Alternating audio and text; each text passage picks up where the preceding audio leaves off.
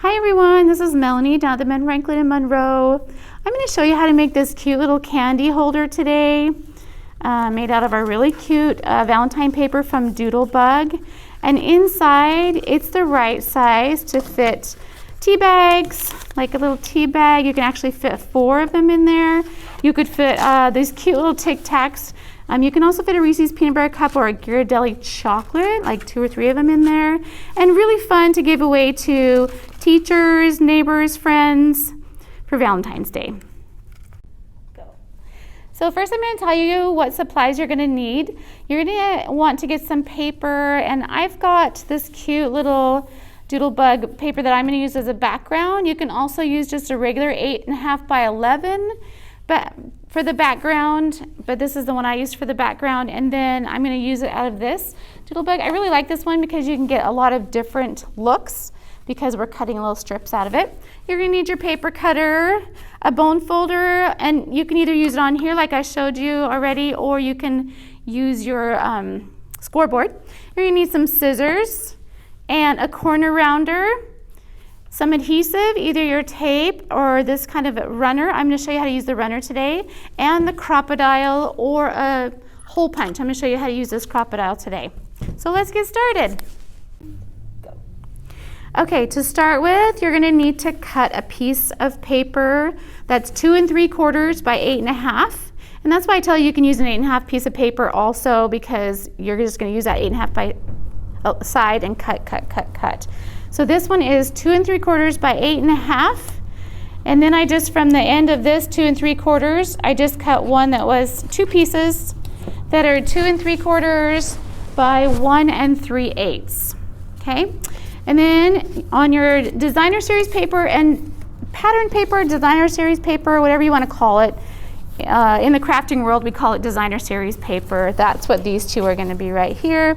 So I've cut these pieces out 2 5/8 by 3 5/8, and then these 2 teeny little pieces 7/8 by 1 1/4. Okay, and that's what we need to get started. Cut those out. The first thing you're going to take is your long one, and you're going to score it. And this is where you can use a scoreboard or you can use this. And you're going to score it at 3 3/4. So I'm going to slide it over to 3 3/4.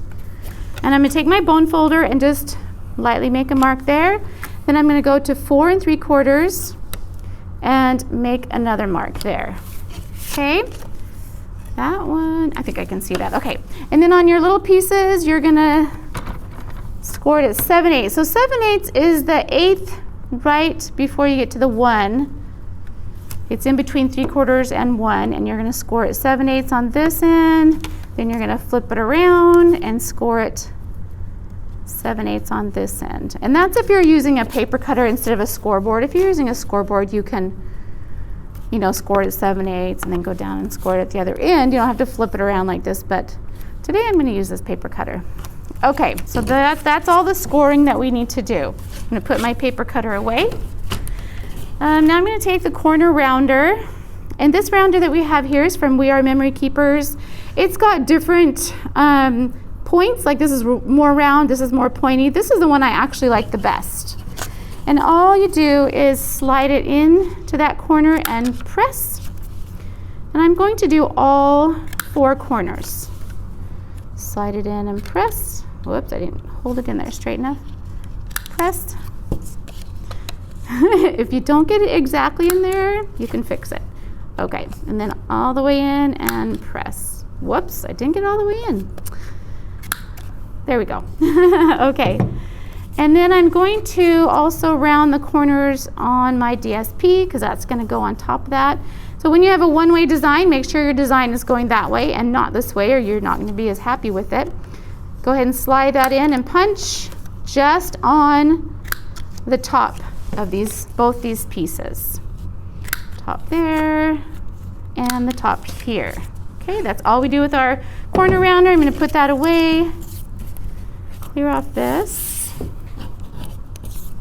And then we're going to go ahead and fold, crease on those folds.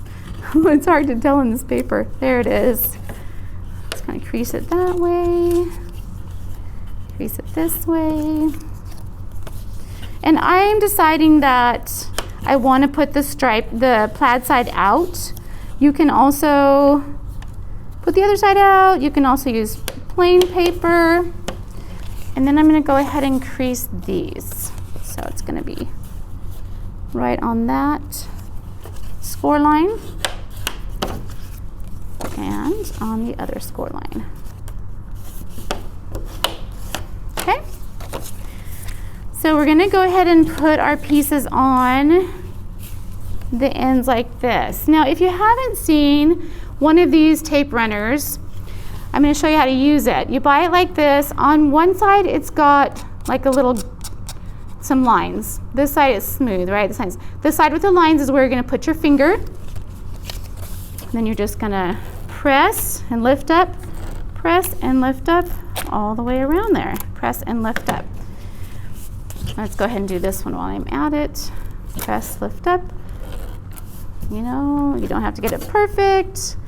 You can also use glue or your other tape, whatever you'd like. I find that when I put these on, it's easier if I start at the rounded edge up here and just kind of line it up and then press it down, flip it over, rounded side, kind of make it even between the two sides and the top, and then just press it all the way down. Okay, so after you put those on, we're going to put these little tiny pieces on the outside. I've already put the tape on the back of that other one. I'm going to put it on this one. Again, these have a one-way design, so you have a top and a bottom. You're going to want them to be like that inside here instead of being upside down. So after you get that done, I like to put it together like this, and this is where I take out my crocodile. Now this looks like a big, incredible tool. It does a lot of things. So this is how these are to put the grommets on when you use grommets. And you can switch that around to different sizes.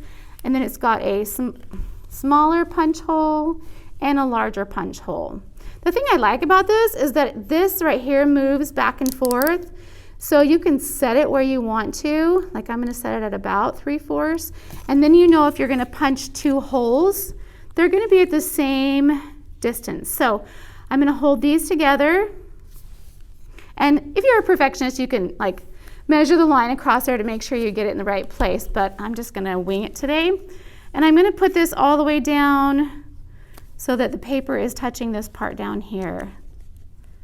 And then about there, I'm going to punch it. And I'm going to flip it around. Let's see where my other hole is. I know I can go down to there because it's marked by that little marker there. And then I have my holes. Okay? We'll put that away. Now we're going to glue these to this. Glue, sorry. Or tape runner. Whichever you want to do, glue or tape runner. Tape runner is pretty fast, actually. These are really fun. When I first started, this was all I used, and now I like to try different things. Okay, so on one side, making sure that this is going to the outside and that it's the right face up.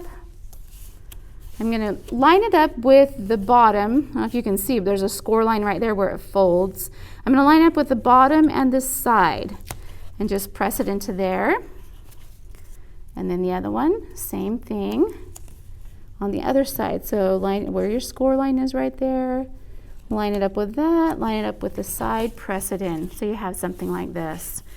And then you're just going to kind of fold this up, fold that in, and just walk it up right along the side there. Same thing on the other side. Easy peasy. Just like that. That is your cute little box. Isn't that so fun? I think I've shown you everything. You can make them for Valentine's Day, you can make them for spring, you can make them for St. Patrick's Day, just all kinds of things. Fit your little goodies in there, tie a bow on the top, and you're done.